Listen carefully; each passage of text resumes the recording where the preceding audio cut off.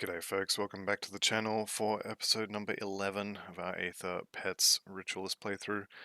Where last episode we did Act 1 of Elite, and now we're back in Veteran to do Act 5, or Ashes of Malmouth. I did farm Krieg, and I farmed a few Aether Crystals, enough to get those 3 shrines unlocked. So we now have, what are we up to, 31 points unlocked, and because I'm silly, I actually didn't get the acid spray, so I'm going to respec out of this one and get the acid spray proc. And I also killed the warden a few times. I would guess around 11 or 12 times, but it's I think 2.5 levels worth of XP to do it. I've come up with this shield and this weapon, which will require level 52 to wear. This particular weapon does not have the full 100% Fizz to Aether conversion on it.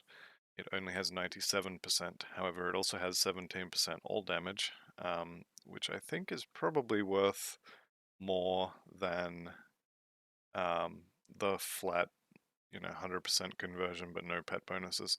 I think 3% less Fizz conversion but 4% offensive ability and 17% all damage I think is going to be better. So I'm going to go with that. I'm going to sell all this. This shield has 18% Fizz resist, a whole bunch of other resistances on it, a pile of defensive ability. It's very similar to this one, which I was going to use. Actually, I think I might still use this. That 45 health regen per second is going to actually be pretty good once we start getting some more shaman skill points for the percentage health regen and stuff. I might use the flat or the regen shield instead. I'll hang on to both of them for now and just see what happens. But the rest of it is going to be sold.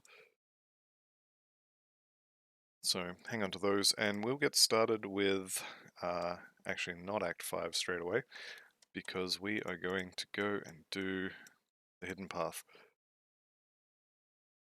There is a... Oh, I can't respec in this difficulty. Okay.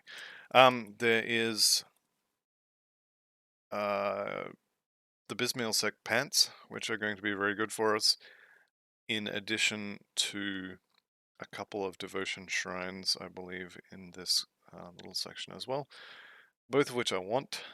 The devotion shrines will be good to get us towards the widow and a few other pet things in the devotions, and I mean there's a skill point involved in it, and it's just generally good all around.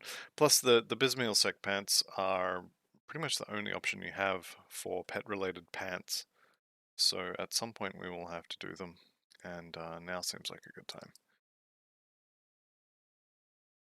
This is also going to be good to get used to resummoning the pets, because when we go into the Ashes of Malmo stuff, our pets, the skeletons, are going to be standing in poison pretty much the whole time, and I will have this raise skeleton spell as part of my rotation, effectively.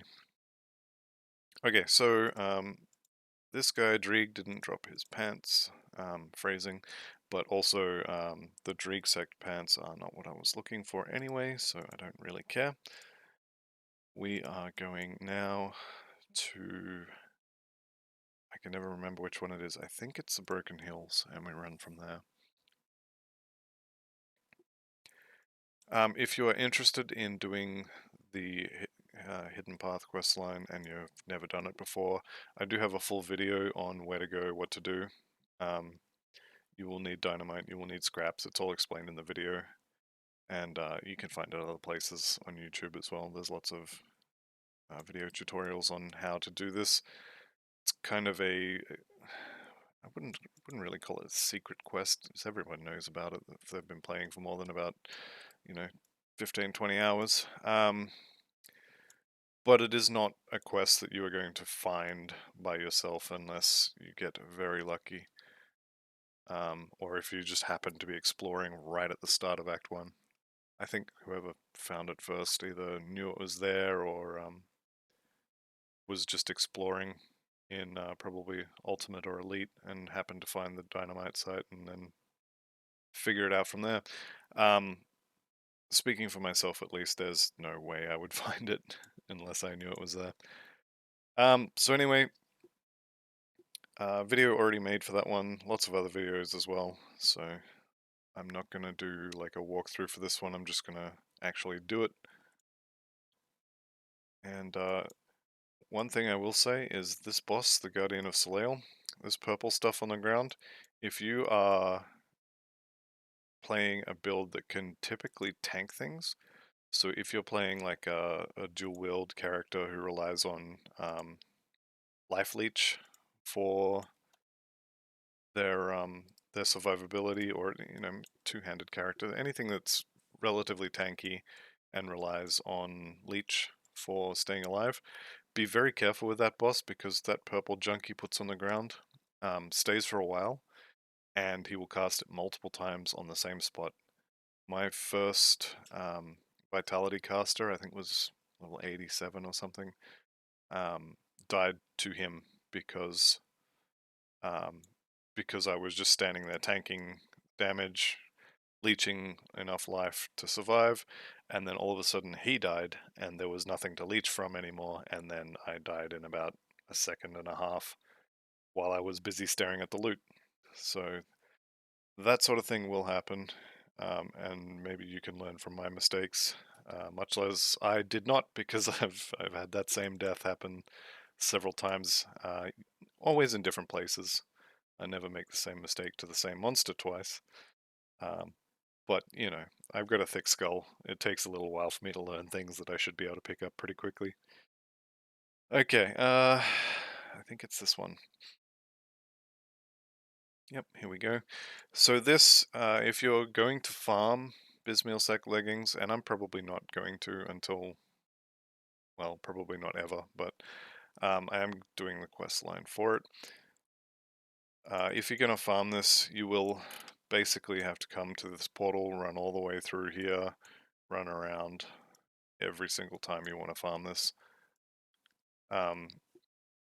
It's not ideal for farming. It's quite a long run.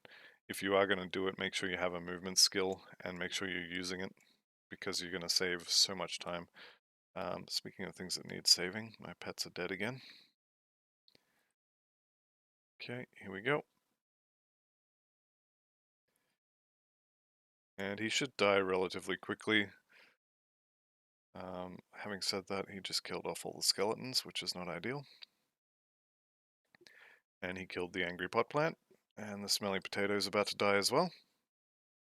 So we just keep resummoning. Try and stay away from that breath attack of his. Smelly potato's dead, get him back up. Keep resummoning skeletons. Okay, he didn't even drop the pants. So, again, phrasing, but there it is. You do get a skill point, or an attribute point, sorry, from doing that, from killing the 3 guardians. And then at this point, you can go back to town and get some scrap, because I have to repair a bridge. I think it's 10 scrap from memory. It's probably not, but I'm going to take 10 anyway. Okay, back to scrap. Chuck that in. Let's take 10 scrap. Pretty sure that'll be enough. And I wish I could respect that devotion point, but Sedina has mysteriously disappeared, which is a little bit frustrating. Let's clear some room here. I hope I put the ones I wanted to keep away. No. That one, and that one.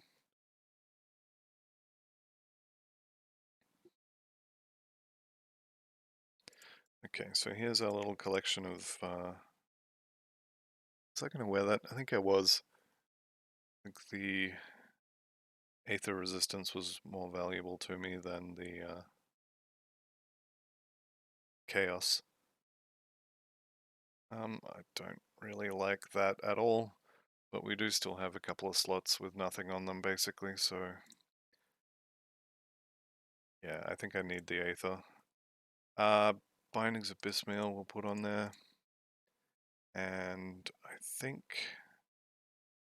that's it. We may end up using Not Dread Skull. What is this? Sanctified Bone, I think, is helmet only, but there's an Aether one you can put in your chest. What is it called?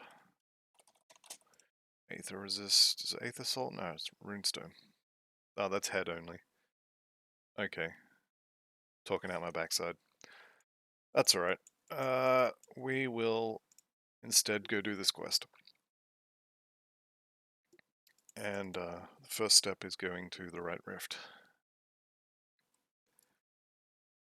Okay, so we will continue up across this bridge in a moment, because that is where the start of Act 5 is.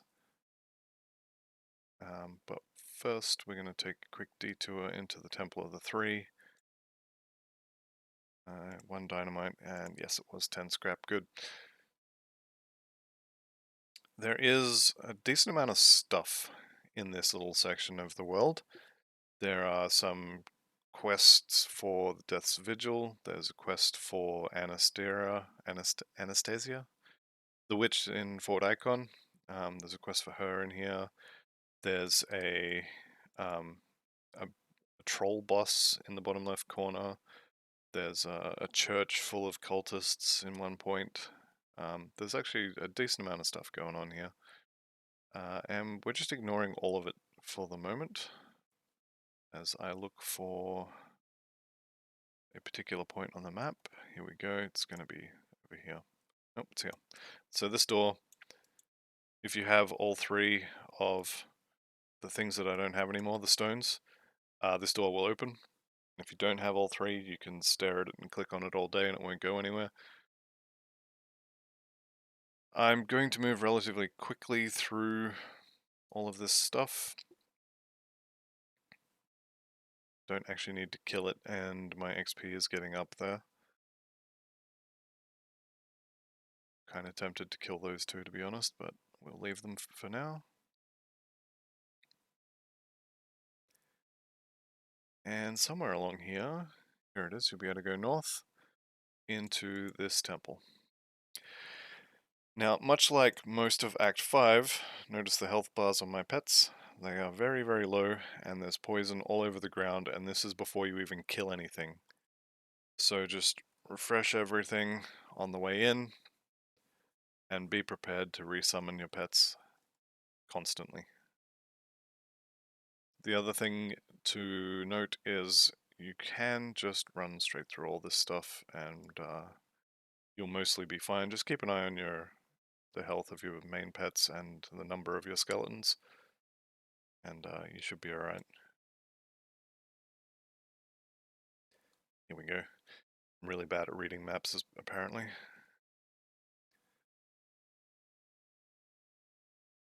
Okay, Giant's Blood up to rank 8. That's more regen whenever I get hit, which is good. You can pick that up. There is a devotion shrine in here, which I'm going to clear because that will let me get the Manticore proc without being able to respec just now. Okay.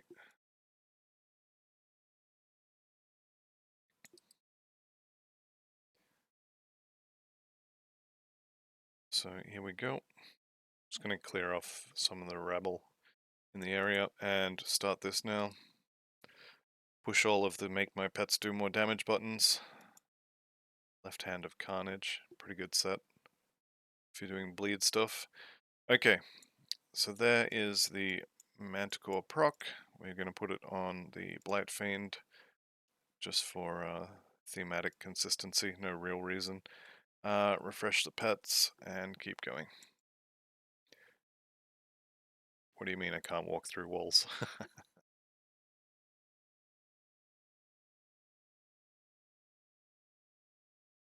Okay, we're getting close to the end here. I think it should be across this, yep, across this bridge here. Here's the, there's a boss in here door. Alright. Before we fight this, I'm going to... I actually don't think I need to reset the main pets.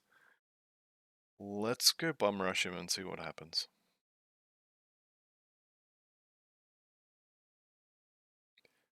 Now he does summon all 3 types of ads. He also puts these crystals up, and I say this every time I come in here, but I still don't actually know what the crystals do.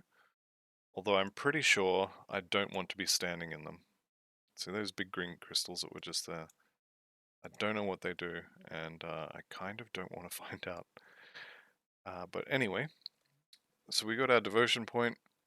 Come up here, we talk to the attendant. Um, and you say you're ready to receive the gift, and they will give you a skill point. And then you can leave. We can come down here and get this chest,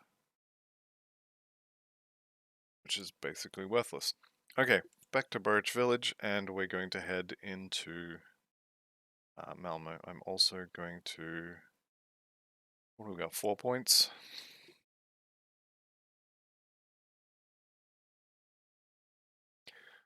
I think, because I've already maxed out Spectral Binding. I did this, I think, off screen before this episode. I maxed Spectral Binding. Pretty sure, yeah, both of the large pets are already maxed. I think we go for Emboldening Presence, Primal Bond, and Primal Spirit next.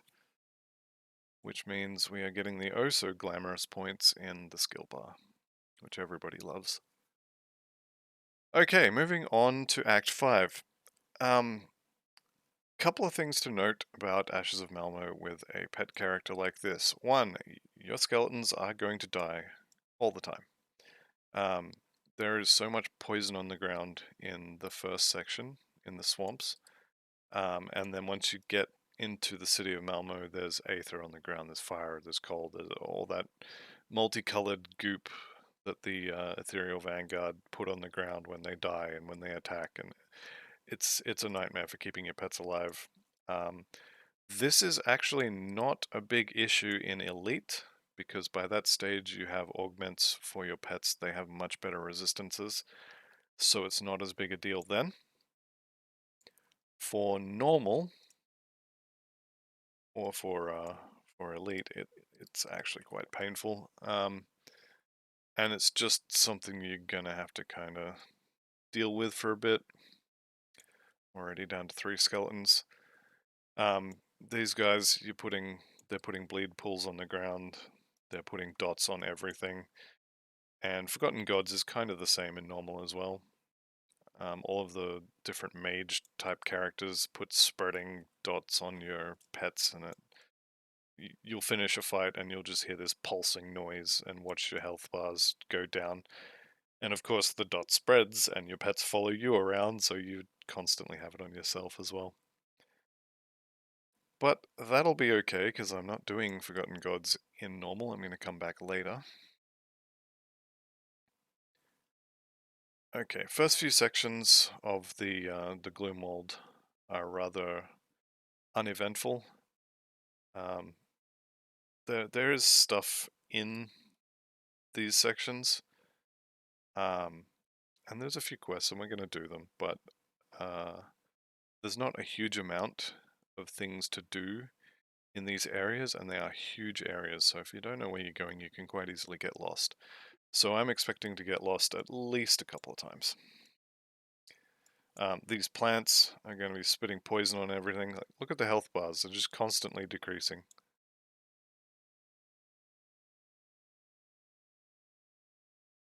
And unfortunately, the strength of the skeletons is that they generally kill stuff really quickly.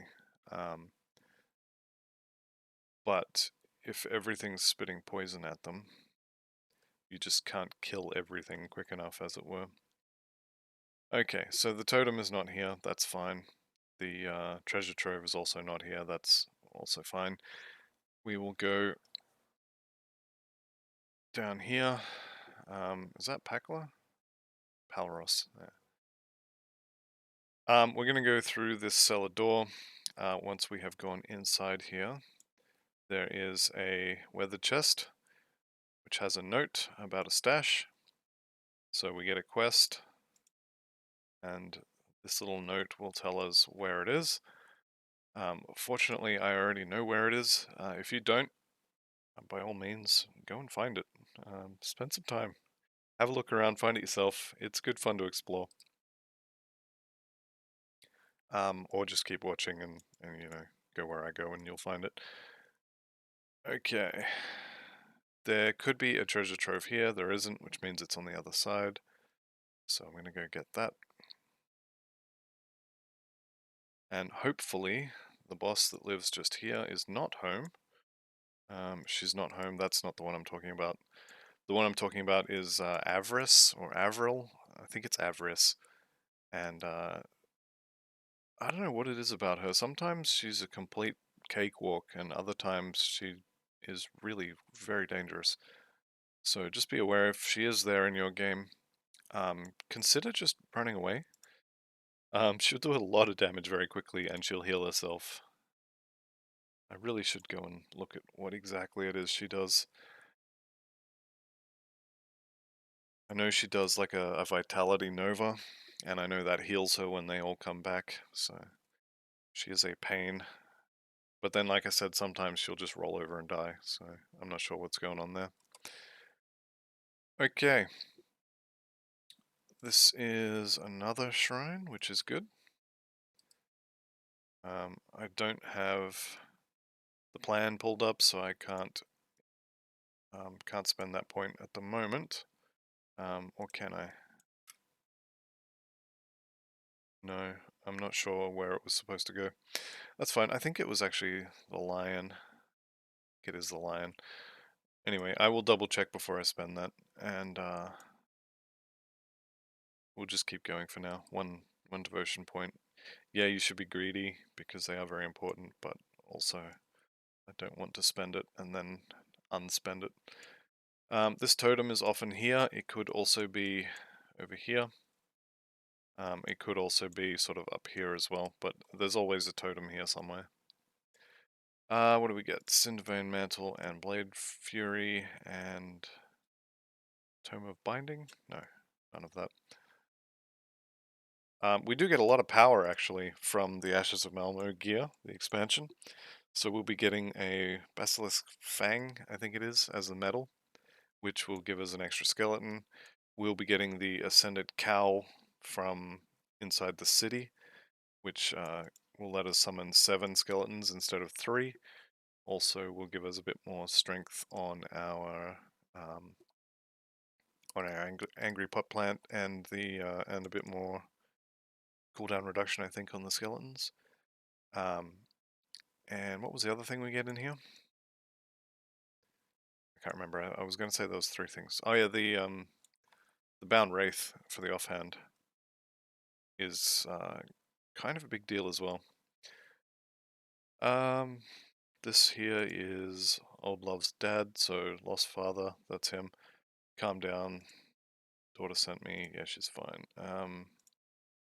There we go. Shove him into the rift gate. He really doesn't want to leave. Wendigo Glare, I think, is not the one I want. No.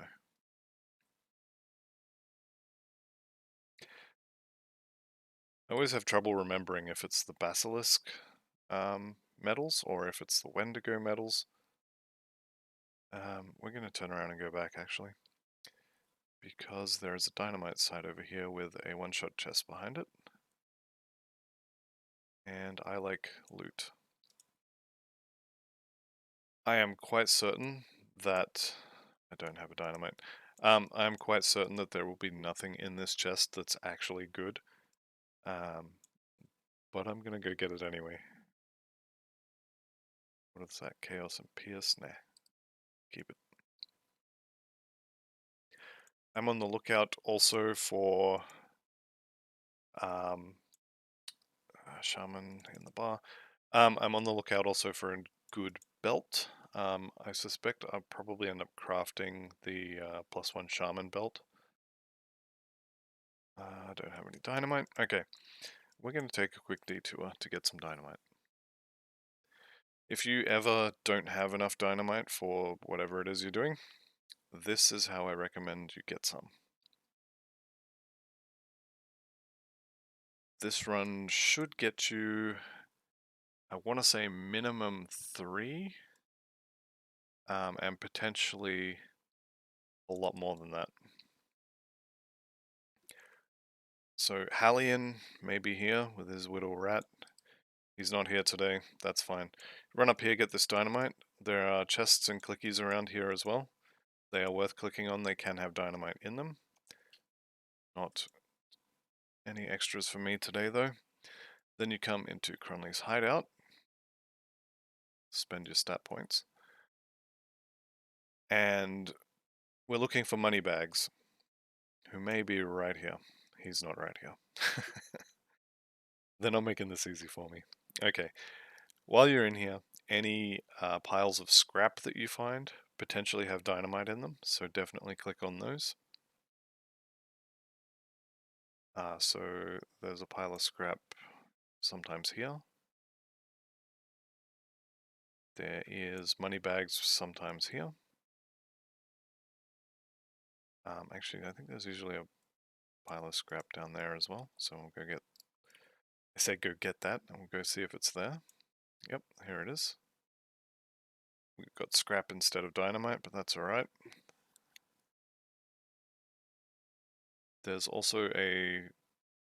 I'm doing air quotes, but you can't see it. A secret in the wall down, I think it's either here or here.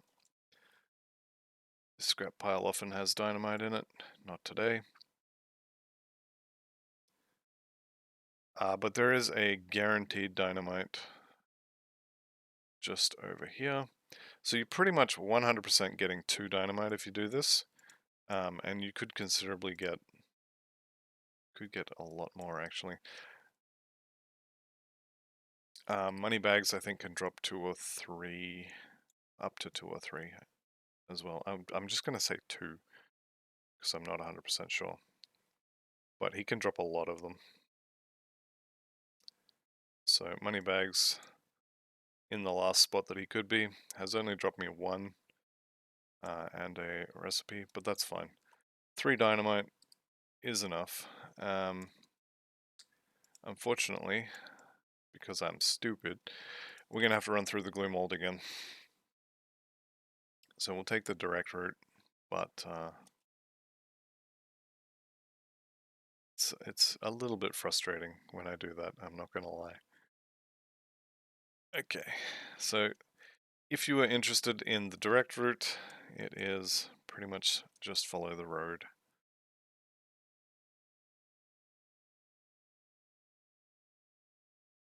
You want to go north and left, and eventually it'll come up this way.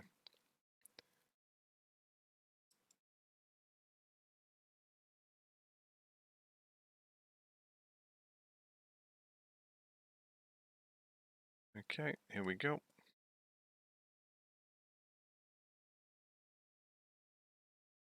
Alright, we've actually got the dynamite this time, so we'll be able to just walk in here. And here is our Exalted chest with another piece of the Praetorian set. I think we've had that whole set by now. When I saw that drop, I actually was thinking that it was the Acid Retaliation set again, but it's not. Creeping Ring, not for us. Creeping Ring, not for us. I think the best rings at low level for this build are going to be from Karoz. Just up here, I came up here to check for the totem. I'm not sure why, because we've already killed that totem. So it was never going to be there. Don't worry about that cellar, it doesn't go anywhere important.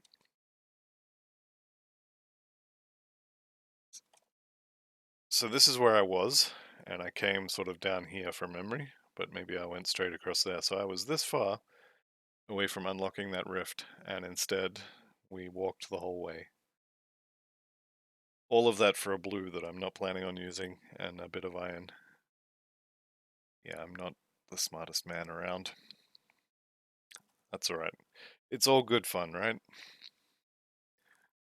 So the area of the Gloomwald, there are several cool things in here, but none of them are actually important. Those red ones should have been Ugdenbloom flowers. Unfortunately, they are not. So we are just going across the top here looking for this star, which is the den of Caraxis, who is a big crab, and we're going to go give him the old pinchy pinchy and take his heart to the witches in the Coven.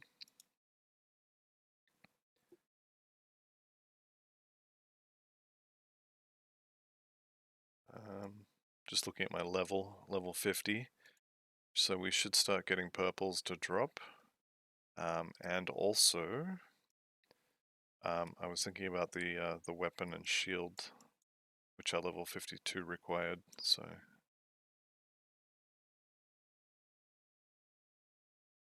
just kind of mentally tracking when we can put those on.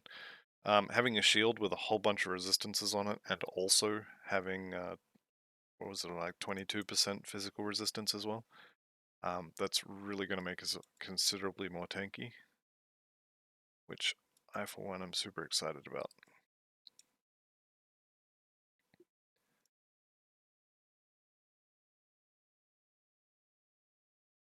Alright, 1 flower, 2 flower, done. We are now heading to the Coven. I'm not sure if you remember, but all the way back in episode 4 or something, maybe 5, I said that, hang on, let me get out of the way here. I said that if we rescued the witch in the Bloodgrove, that she would be waiting for us when we got to the Coven, and she would give us some reputation. So we're going to go and find her. And we're also going to pick up a bunch of quests. And then we're going to go kill a whole bunch of basilisks out in the swamp.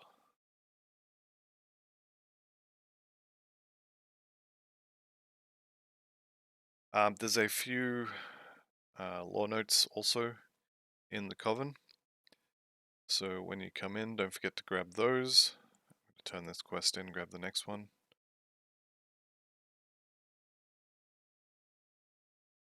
And of course I misclicked and didn't get the we have a deal. Right. While we're here, I'll also show you. This is level 65, we'll be able to use this, assuming we have the reputation required to buy it, which we will. +2 to skeletons, +2 to Call of the Grave, chaos resistance, and slow resistance for the pets, and percent offensive ability for the pets.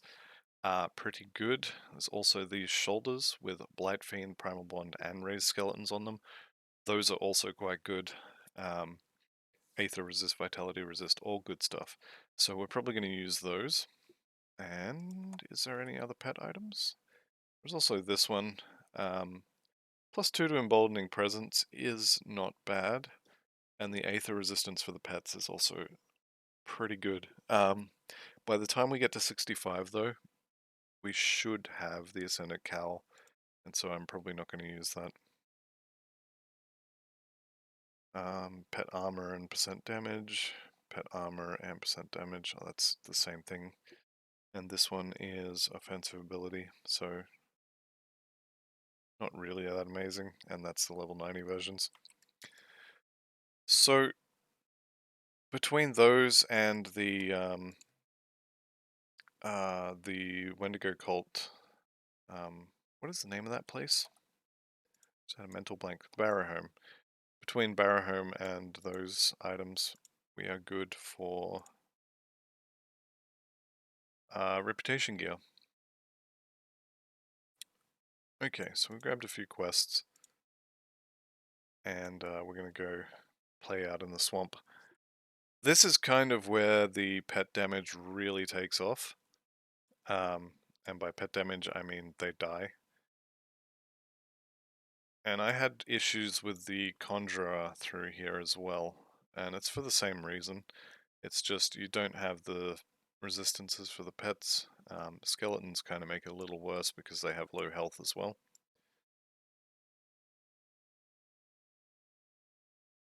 It's millions of these plants, they shoot poison up into the air, you can't really stay out of it. When you kill them, they explode. It's a mess. It's a whole thing, and it's a mess.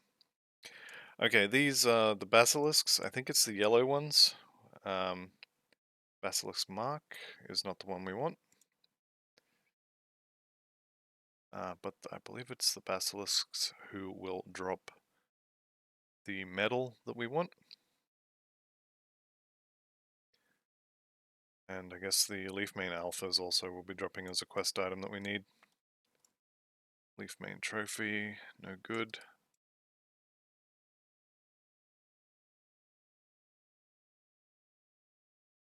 That's alright, we can sell them.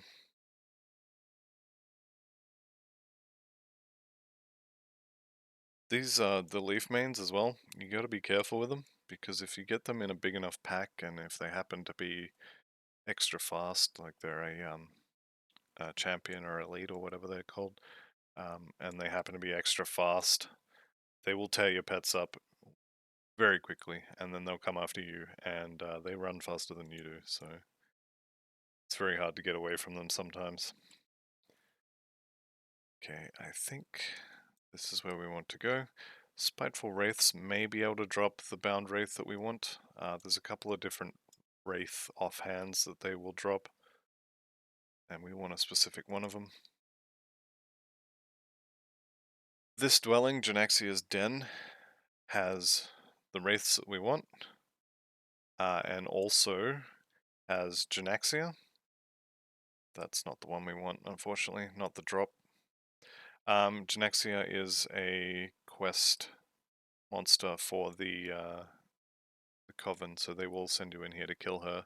So if you just kill her on the way out, then you can just say, I've already done that.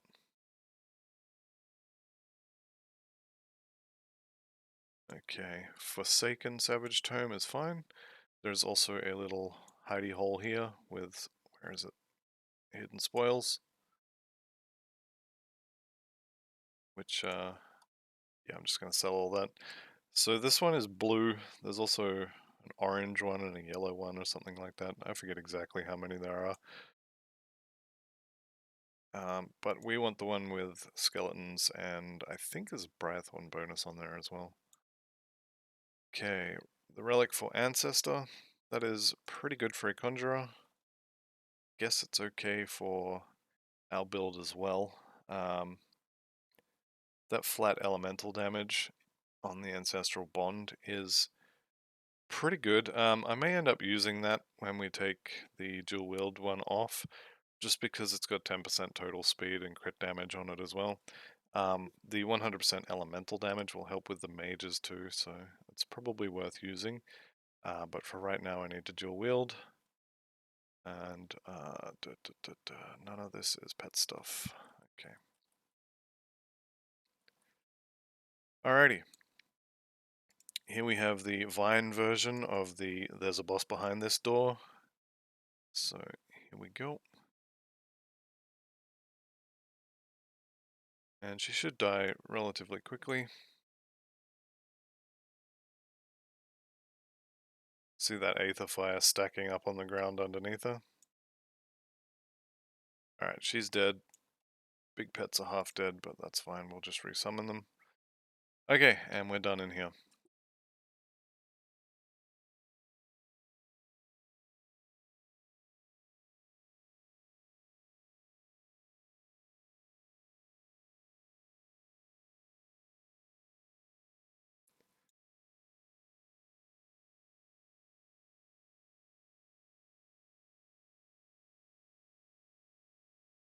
Okay, heading north.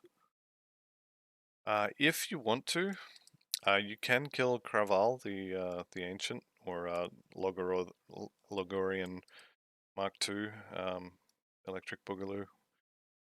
He has a set of shoulders that are pretty good for pets. I will probably just wait for the Coven Reputation shoulders, honestly. But you definitely can go and kill him if you want. You're going to walk straight past him on the way north anyway. I just want to check the left side. I can never remember exactly which left side of the map it is where the witches are being held. I think it's in the next area, but I'm going to check here anyway. See, this kind of detour, or avoiding this kind of detour, is why it's good to have the map from Grimtools active. on a second screen, because then that way you know that you're just wasting your time walking around. Or you know that actually, yes, the thing you're looking for is over here.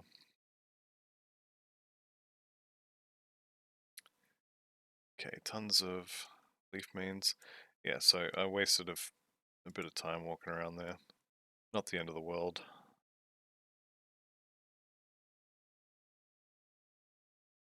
Okay, heading north here. So Craval is just over here. You'll be able to tell you're getting close when you run into the ghost crabs. He is just up here behind a dynamite location, so you will need dynamite to kill him. And just be aware that he is a little bit rippy. You should be fine, but I thought that about the totem before the warden as well. So just behind this, we do have 3 dynamite. No, we don't have 3 dynamite. So I'm not going to reset and go farm more dynamite just for Craval. We don't need to kill him. Although, as I said, he does have some pet shoulders that would be nice. We're just going to keep moving on. Ugdenbog girdle. No good. There is a recipe from, I think it's Homestead, that has +1 to shaman skills on it. Would be a decent belt for now. You may be able to get a pet affix on it, but you would probably have to craft 20 or 30 of them before it happened. These ghosts are always worth killing because they can potentially drop Slave Wraith? Nope, wrong one again. Thunderstruck of Thunder. That's probably pretty good if you're playing a lightning build. Okay, Forsaken Spirit should be doable. I'll just wait for Call of the Grave. Pop that, get the Shepherd's Crook on the go. And now we stand back and wait for the loot. There it is. Okay, Blight is not for pets. Empowered Vilescorn? I'm not sure why, but I had it in my head that we were actually using the normal version of that. Poison everywhere. Good times. Okay, I think there is a rift just up here.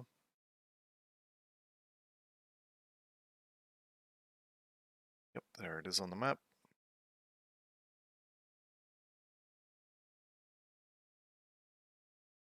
Okay, and we are pushing 45 minutes, so I'm going to cut the episode here, and I will see you all back here for the second half of this trip through the bog. So thank you very much for watching, and I'll see you next time. Bye for now.